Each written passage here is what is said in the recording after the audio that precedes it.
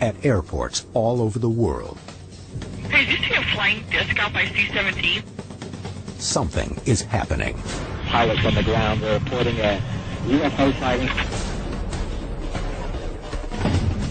Airlines and government agencies deny it.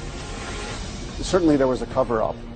But Tower Audio exposes the truth. We saw it a half hour ago. Why are UFOs penetrating our most vulnerable airspace? There could be something serious happening at O'Hare Airport.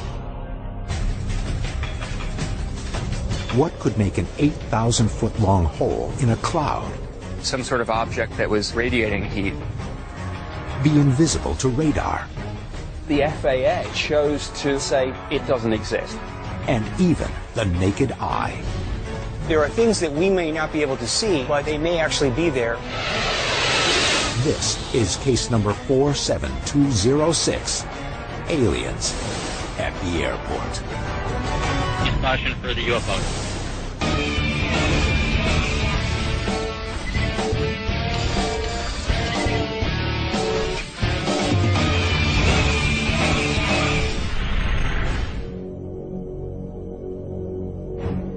November 7th, 2006, 4:15 p.m. Chicago O'Hare International Airport is busy. There are approximately 100 departures and 100 arrivals every hour. But one object seems to have eluded the virtual web of radar and air traffic control that envelops the congested airspace. According to eyewitness testimony, hovering between 1,000 and 1,900 feet above gate C-17 of the United Airlines terminal is a dark gray disc-shaped object, estimated to be anywhere from 6 to 30 feet in diameter. The alleged UFO is reported by as many as a dozen United and O'Hare employees, including ground personnel, taxi mechanics, managers, and pilots. Air traffic control is made aware of the UFO, but claims it does not see the object on radar or from their tower. Then, at approximately 4:34 p.m., the alleged object shoots into the sky at incredible speed, blasting a hole through the dense cloud cover.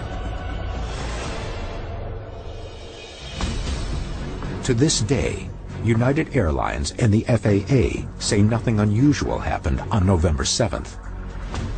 You're struck by the fact that on that afternoon, a lot was going on that never made it out into the public, and everybody there is looking to sweep it under the rug. You've got the entire air traffic control system at Chicago all involved in what appears to be, to use their own words, a UFO sighting. The descriptions that we're hearing from these United mechanics are that this is clearly a solid craft, whatever it is.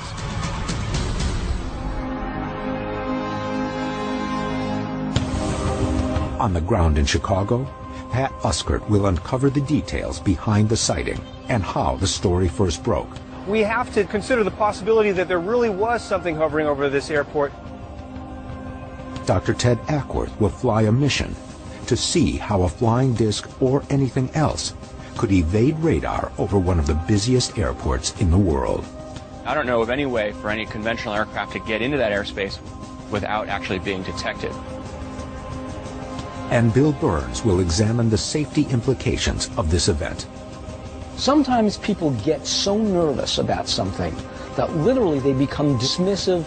There could be something serious happening at O'Hare Airport.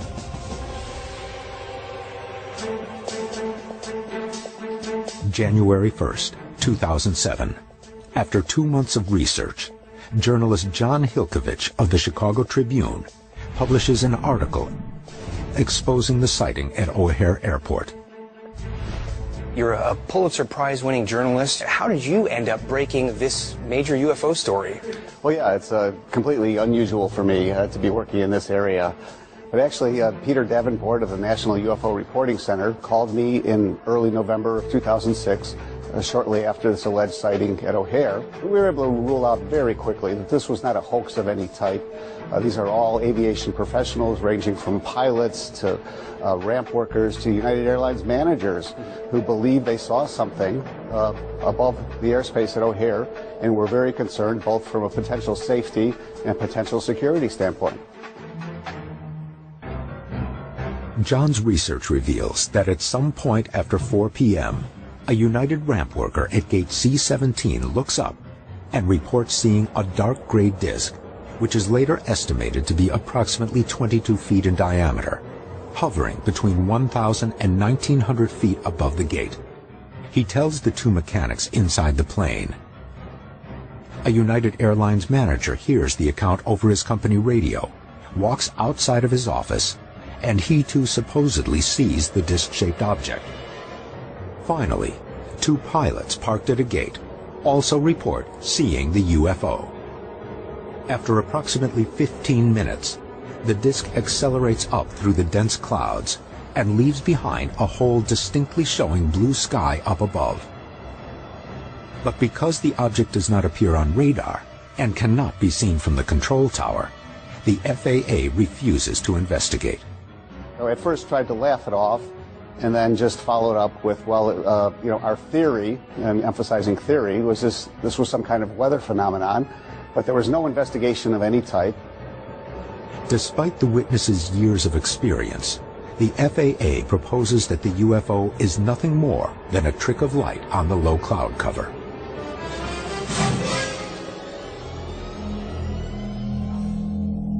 Why would the FAA choose to ignore credible witnesses like this? It's in the FAA's regulations that they do not identify reports of UFOs, and that it specifically says that if a member of the public or anyone else sees what they think is a unidentified aerial phenomena, that they should either contact the National UFO Reporting Center or contact local authorities.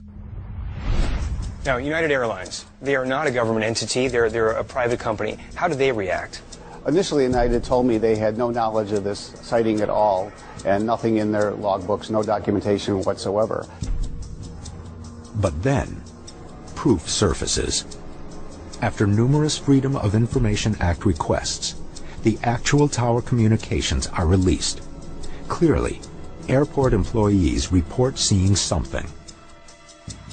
These are the actual communications between United Airlines employees and air traffic control. This is the first time they are being broadcast.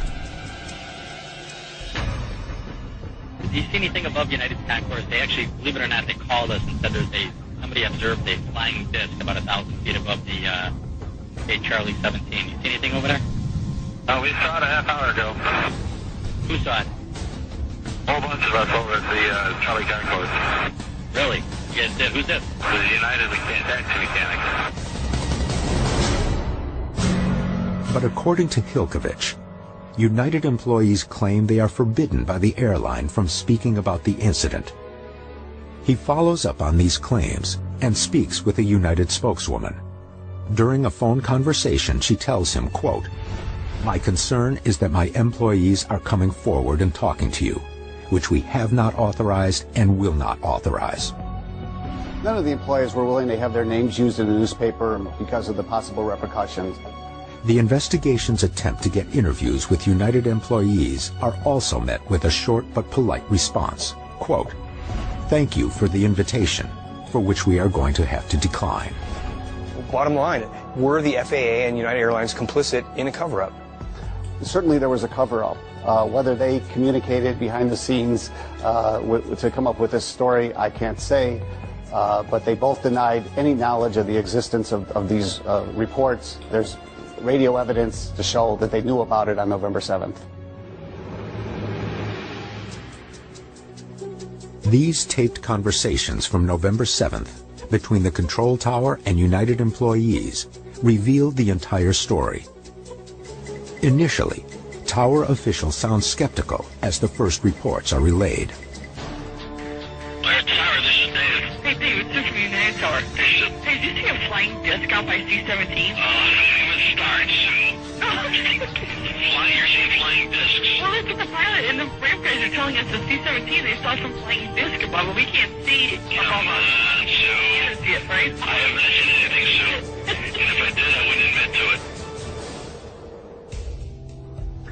My initial impression from listening to the tower audio was that it must be very strange for them to actually be faced with the possibility that they have a UFO over their airport.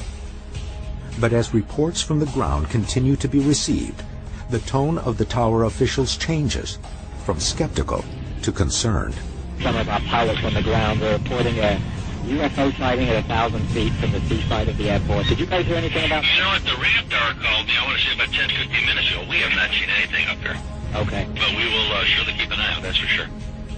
We're listening to the incident, the real voices of real people from the tower talking to United employees who say they saw something over their heads and it was a UFO.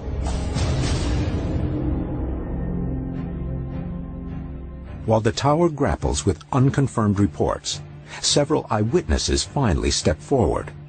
Somebody observed a flying disc about 1,000 feet above the gate Charlie 17. You see anything over there? We saw it a half hour ago. Who saw it? A whole bunch of us over at the Charlie concourse. Really? You guys did? Who's this? The United taxi mechanics. Now, area pilots are warned. Somebody reported a UFO or a flying disc above Charlie concourse. Nobody could see it, but use caution. 668, you can use Alpha to Northport and use caution for the UFO.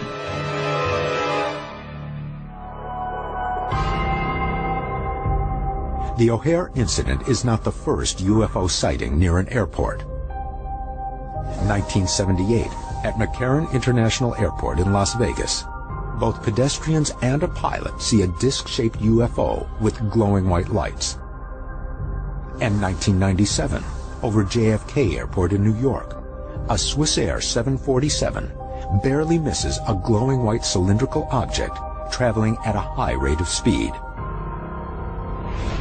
One organization that did do a thorough investigation of the November 7th sighting is NARCAP, the National Aviation Reporting Center on Anomalous Phenomena. As an organization, NARCAP deals exclusively with pilots and air traffic controllers who report UAPs or unidentified aerial phenomena.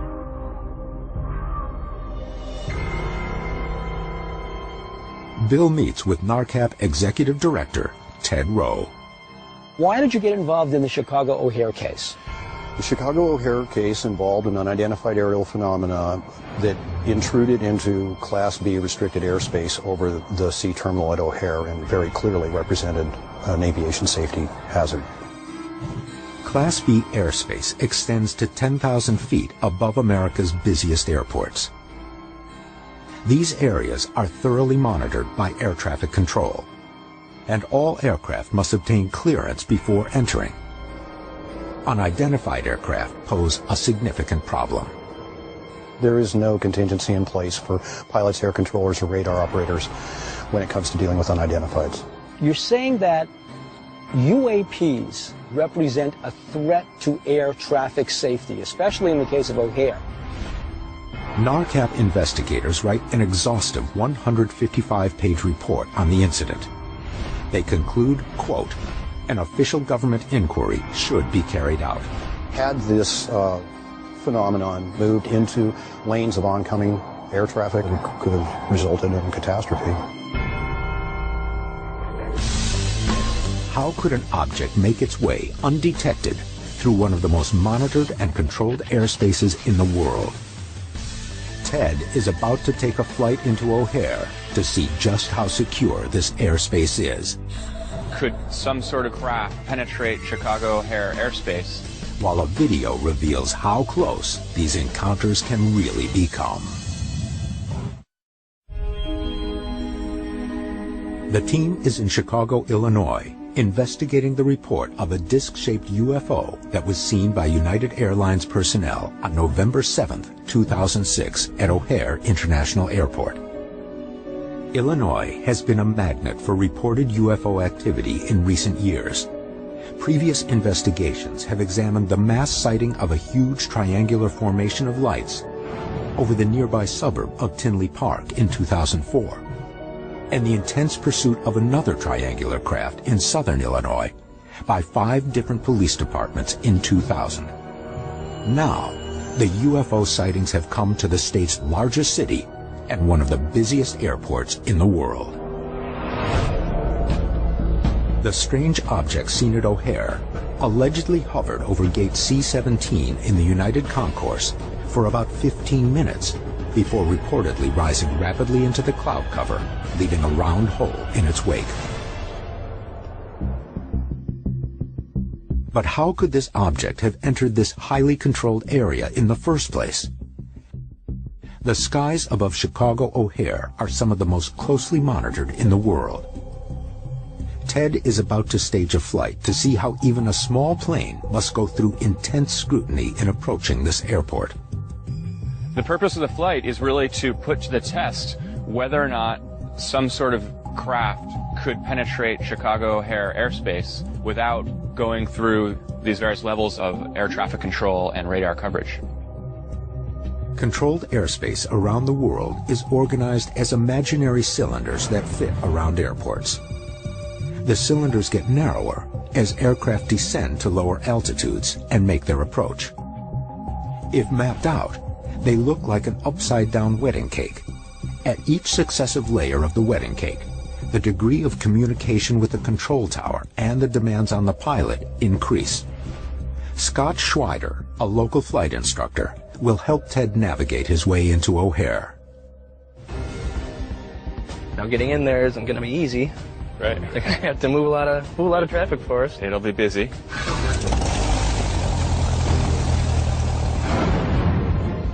Ted is flying out of Chicago Executive Airport, about 10 miles north of O'Hare.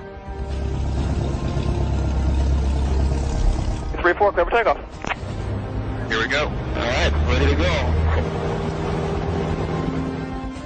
After receiving clearance from Chicago Executive's tower, Ted ascends to 3,000 feet at the bottom of the third tier. As he nears O'Hare, he is contacted by Chicago Approach Control before descending to 2,000 feet and the second layer. In this layer, he is being constantly watched by tower personnel and by radar. He receives 2 more contacts before reaching the lowest tier, where he is finally handed off to Chicago O'Hare's tower. Somewhere around maybe 5 or 10 nautical miles, we switch over to the tower control. Change to 126.9 now. Monitor that frequency. It's a very smooth handoff to the air traffic controllers, and they see us on the radar, they see our altitude and our identification. Now that he has descended through each controlled layer, Ted is cleared to land. We've cleared the runway, which means we finish our rollout and turn to the left or the right to get onto a taxiway. But even here, Ted is tracked and given instructions by another controller. 414, turn right heading 070. Ground control is in the control tower, and they have a visual view of all the ground area of the airport, and they're managing the ground-based traffic.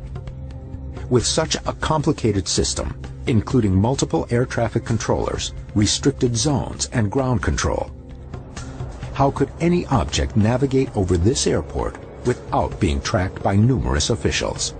I don't think there's any way that a conventional aircraft could get into Chicago, or really any fully controlled airspace, without being detected. With no ground workers or pilots willing to go on record, other corroborating witnesses are key to confirming the O'Hare sighting. And Sam Moranto, director of the Illinois Mutual UFO Network, has one. What we really want is an eyewitness who's totally independent of the FAA and United Airlines. Well, Pat, I think we have the witness. Sam's witness claims to have been in a car driving to O'Hare when she notices something in the sky. She was coming down Mannheim Road where she had noticed the object over gate C-17 and went off into the international area, parked as soon as possible, got out with her and her friend, and observed the object for some length of time with groups of people in and about the area. The witness, known only as Ms. J.H., comes forward after Hilkovich's article in the Tribune. She requests anonymity, but consents to a taped phone interview with Sam. And for her protection, her voice has been altered.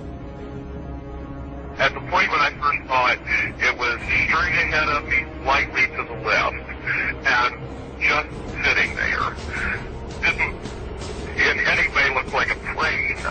It seemed very much to absorb and take on the colors of its surroundings. From her description, I'm gathering that this thing would have been very difficult to see. This description of a UFO appearing to blend with the atmosphere is similar to another aerial sighting reported over Paris in 1994. An Air France captain also sees a disc that he claims dematerializes in front of his eyes. Is this a second account of a UFO that is able to utilize a new form of stealth technology? But the object over Chicago's appearance is not its only unconventional capability. It went from just a dead zero to just God only knows what instant velocity. I mean, it just went, and people gasped, and a couple people totally squealed when it took off. The reactions are so strong, to squeal, to screech. Because you're thinking, what could do that? It was very obviously not cloud.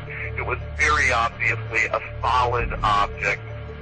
It didn't change shape in any way. It obviously wasn't a balloon that was subject to the wind. It didn't move with the wind. This wasn't some, case of lights that look a little unusual at night or anything like that. This was just a very blatant daytime sighting. This was explained away as a weather phenomenon. That was the official FAA explanation, but she says this is not a cloud. It was not drifting with the breeze. It's not a balloon. She says this is a very solid, structured craft. Without a doubt, this woman saw the exact same thing that the United personnel saw. She was essentially describing a strange disc-shaped craft that flew off and punched a hole through the clouds. So I believe they saw the same thing. With witnesses requesting anonymity, the investigation turns to an actual air traffic controller in the O'Hare Tower that day. Somebody observed a flying disc about 1,000 feet above Gate Charlie 17. And he is speaking out for the very first time on television. United Airlines employees saw some type of strange object.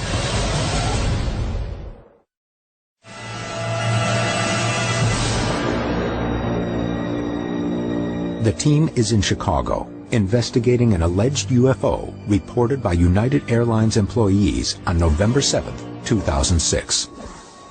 The FAA, citing a lack of radar or visual evidence, refuses to investigate. United Airlines conducts an internal investigation. And reporter John Hilkovich confirms they forbid their employees to speak of the sighting publicly.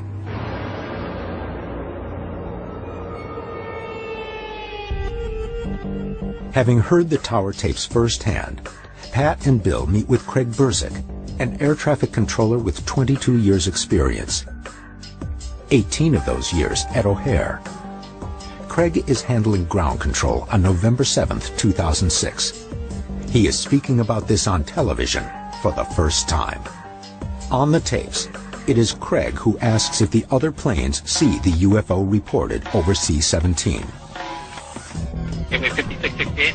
5668, go ahead. Yeah, look out your window. Do you see anything above United Concourse? They actually, believe it or not, they called us and said somebody observed a flying disc. How did this incident start for you? The supervisor usually takes the phone call, which he did, and he put the phone down and just kind of yelled out to everybody that United Airlines was on the phone, and they were saying that some of their employees were claiming that they saw some type of strange object hovering above the United terminal. And so he basically asked everybody, does anybody see anything? Did anybody see anything before? Do we have any helicopters hovering around, that sort of thing? And the answer was no. Even though he does not see anything over the gate, Craig asks other planes about the alleged UFO. Somebody somebody observed a flying disc about 1,000 feet above the Charlie 17. You see anything over there? I had a regional jet which was parked in a holding area on the opposite side of United's terminal. So I went out to that pilot and informed him that somebody had called and were claiming they saw something. Did you see anything? And his response was, no, we don't see anything, and we did not see anything. He had been there for about 20 minutes. But then Craig's communication with the regional jet is broken into by a United taxi mechanic who is moving a plane back to the terminal. We saw it a half hour ago. Who saw it? A whole bunch of us over at the Charlie concourse.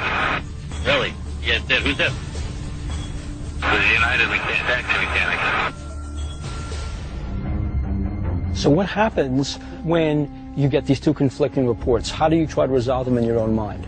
Had we saw something up there like they did, then obviously it would have been much different, but really we didn't see anything. There were no fewer than 15 people up in the tower cab at that time. Controllers, supervisors, traffic management people. You know, we work in a building that's designed to see aircraft. I mean, that's what our job is. Our job description is safety. We have a clear view, 360 degrees, and the only blind spot I would say would be directly above the control tower. Yet according to the NARCAP report on the O'Hare incident, there is a flaw in the tower design.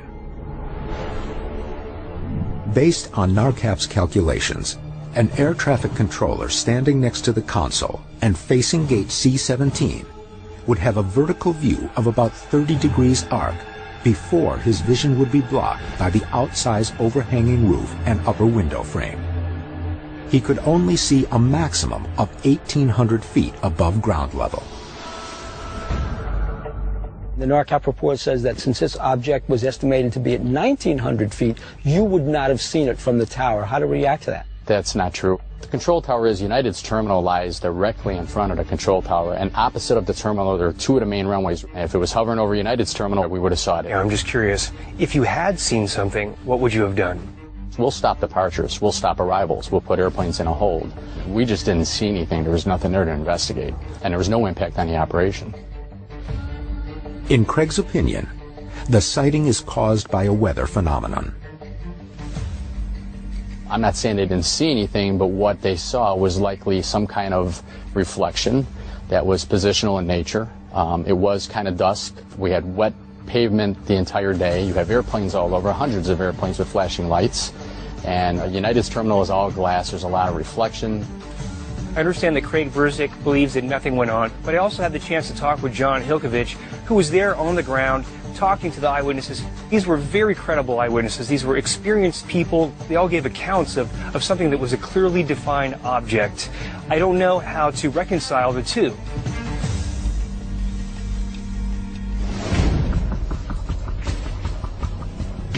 But one final detail of the O'Hare incident may prove to be the most telling. According to the witnesses, the UFO ascended quickly, punching a hole in the cloud covering through which they could see blue sky. It's not the first time witnesses to alleged UFO sightings have reported seeing strange holes punched in the clouds. In Newfoundland in 1947, in Warwickshire, England in 1977, and as recently as 2002 in Ventura, California. Ted meets with meteorologist William Puckett, one of the authors of the NARCAP report on the Chicago UFO. The witnesses who reported seeing this phenomenon up in the cloud formation, were they looking directly overhead or way out horizontally to the side? My understanding is that they were looking straight up. And right after the object had made its split-second ascent, they saw this hole in the cloud. They saw blue sky. Do you know from the meteorological history where the cloud tops were that day? We were able to determine that the tops of the clouds were at 10,000 feet. If the UFO enters the cloud cover at 1,900 feet and then blasts through them to 10,000 feet, the hole is about 8,000 feet long. So what you're saying is we've got this cylindrical hole that's basically 8,000 feet tall. What kind of energy would it take to convert that into clear air? That amount of evaporation in 1 or 2 seconds' time is an astronomical amount of energy. By some estimates, As much as 100 megawatts of power is needed to generate enough heat for creating a hole this large. In comparison, the engines of a 747, pushing their nearly 400,000-pound aircraft fast enough to break the speed of sound, would use only about 60 megawatts, roughly half the energy of whatever punched through the clouds over Chicago. There are really only a couple of ways you could introduce heat into a cloud column like that. One would be some sort of object that was radiating heat as it climbed.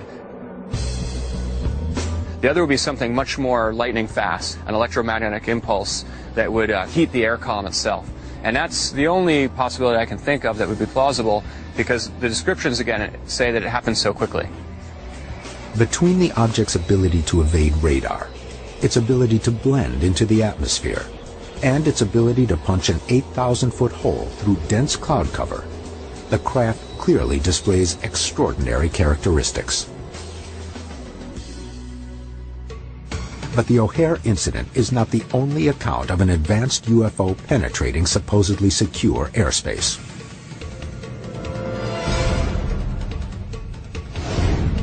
Authenticated video shows a fiery object buzzing an airliner in Japan, and the crew apparently sees nothing. Can these UFOs, allegedly seen over airports, become invisible? Is it possible for something to appear on video but not be seen with the naked eye? Well, sure.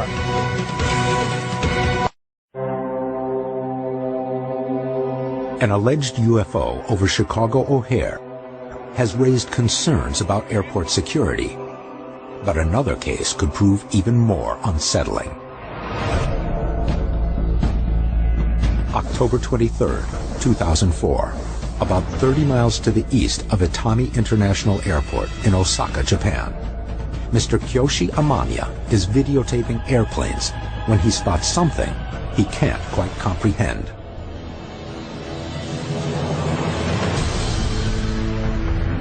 His tape has never been released to the public. It has never been broadcast on television.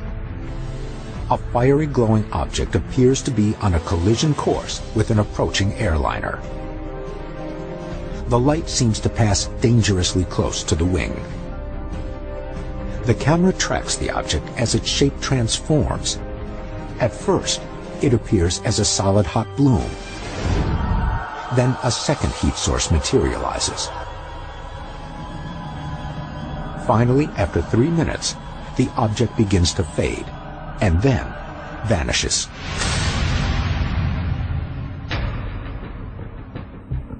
Although the object is clearly seen in the camera's viewfinder, when the cameraman looks for himself, he sees nothing. The object is invisible to the naked eye.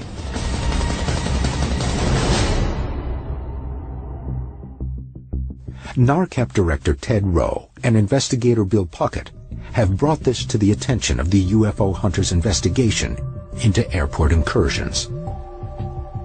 It's a very compelling video for the mere fact that we have an object coming close to an aircraft. It appeared that the aircraft did not see the object. Well, this video is important. We suspect that it demonstrates that there are categories of unidentified aerial phenomena that can't be seen visually with the naked eye.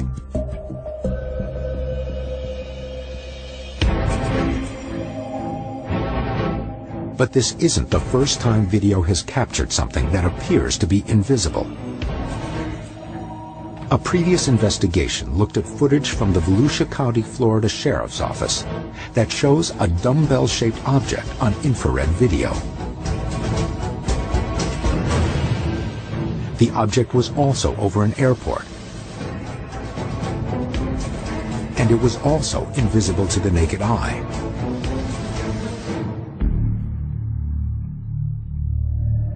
What kind of technology is capable of rendering a flying object invisible?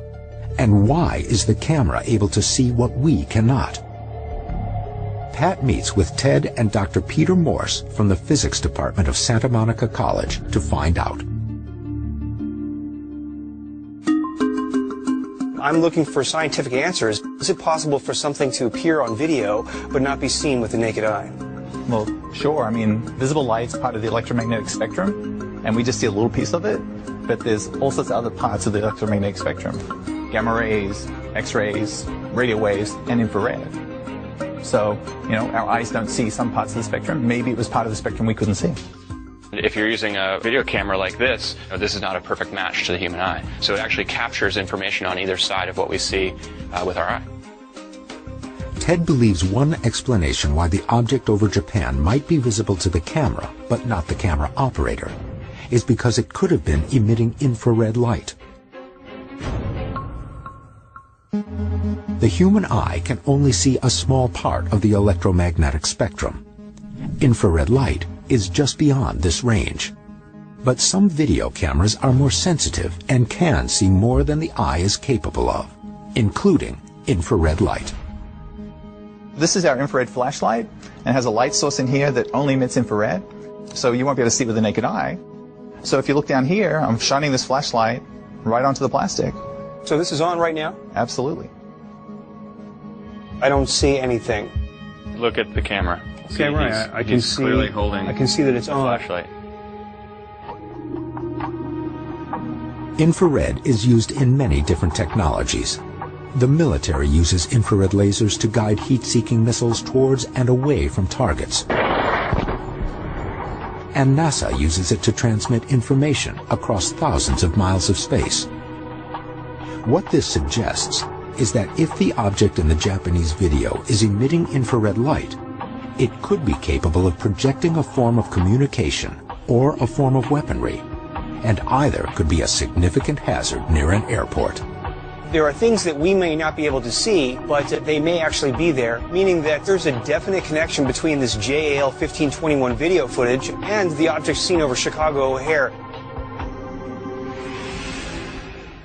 How are objects infiltrating secure airspace without being seen? Digital analysis of the Osaka video may finally provide an answer to the mystery surrounding these airport sightings. The speed would be beyond any aircraft that we have. Numerous employees at Chicago's O'Hare International Airport claim to see a disc-shaped object, but control tower officials and radar see nothing. A luminous orb is caught on tape over Japan and seems to fly dangerously close to a jetliner, but it can't be seen with the naked eye. Are these alleged UFOs displaying advanced capabilities that prevent them from being seen or detected? Ted has called on image analyst Terrence Masson to try and identify the unknown object. I noticed it goes really close to the wing. That plane cannot be more than 1,000 feet away. I mean, it's very close. If we can determine whether or not the object is on this side of the aircraft, it means it's less than 1,000 feet away. Terrence isolates, sharpens, and zooms in as tightly as possible on the wingtip. But the image is inconclusive. To my eye, I would guess that it was behind the wing. What do you think? To me, it looks like the object's between the aircraft and us. It's closer. We're definitely at the limit of the information available in the image. Not knowing the object's relative location to the plane means calculating the speed of the object will help give additional clues. The first thing I'll do is stabilize around that large aircraft that's in the foreground of the frame. And that way we can isolate that object and judge the relative speed of our orb that's flying through frame. The stabilized image makes the airplane appear frozen in space. The object's actual flight path and movement past the airplane can now be accurately measured. It looks like in about 1 second of video, it's traveling what appears to be about 2 lengths of wingtip to wingtip. Right. It's doing about 350 to 400 feet per second. Right. Which gets us to 500 miles per hour. Ted estimates that if the object is at the same distance as the airplane, it is moving roughly 500 miles per hour. If it is closer, it travels a shorter distance in the same amount of time, meaning it is slower. But if it is in the distance, it could be traveling faster than anything built by humans.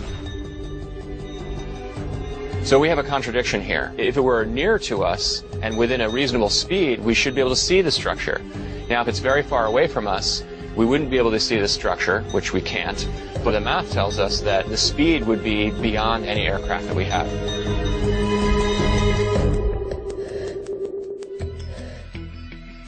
Terrence is also able to prove that the object is moving away from the camera. Clearly, it's disappearing in the distance. It's being affected by the atmospheric distortion, the haze. It's fading off. You see, the color saturation goes down. That's all consistent with an object moving away in distance. This rules out military jets or helicopters because they would be closer and identifiable earlier in the video. And another characteristic also eliminates anything conventional. When the object should supposedly be extremely close to us, it looks like a single orb. When it's in the midfield, it does look like two distinct point sources of light very close together. And then as it fades away, they merge into one point. Why would it go from being a single orb when it's the closest, and when it's in the midfield, it would be a double, and then further away, it's back to a single again? That's not really consistent. We still don't know what this is, and I'm not sure we'll ever be able to get a conclusive decision on this.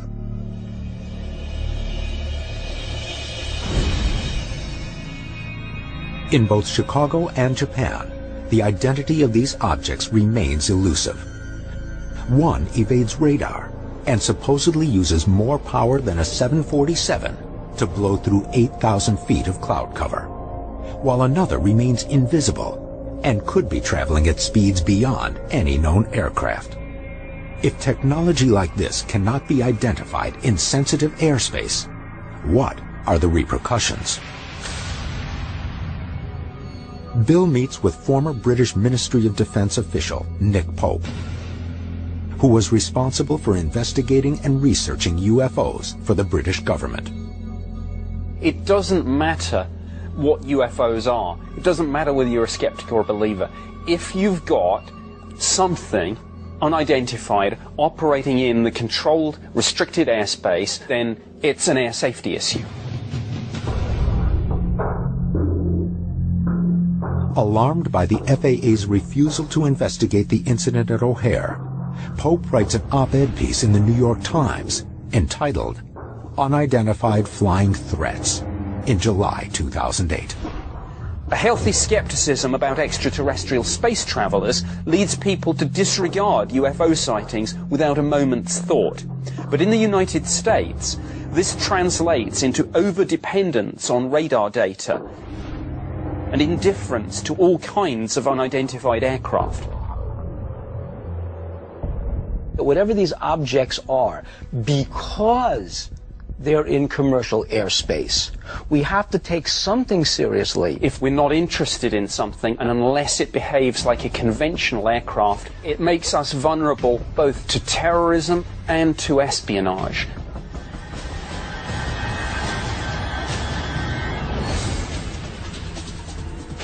A commercial airliner on final approach to land is probably one of the most dangerous phases of flight, and the potential of some sort of interference hitting an aircraft at that phase of flight is actually an extreme danger. If pilots and ground crew, whose job it is to protect the safety of the aircraft, if they say they see something, their testimony should be taken as rock solid. This may actually be working against us. By keeping this UFO phenomenon a secret, pilots themselves are in a danger of not knowing what to do when they encounter a UFO. The FAA or the government or someone needs to really put in place some kind of protocol.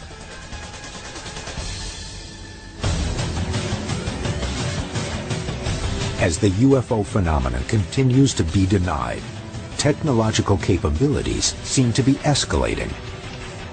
And with no official policy or investigation into these events, can we really consider our skies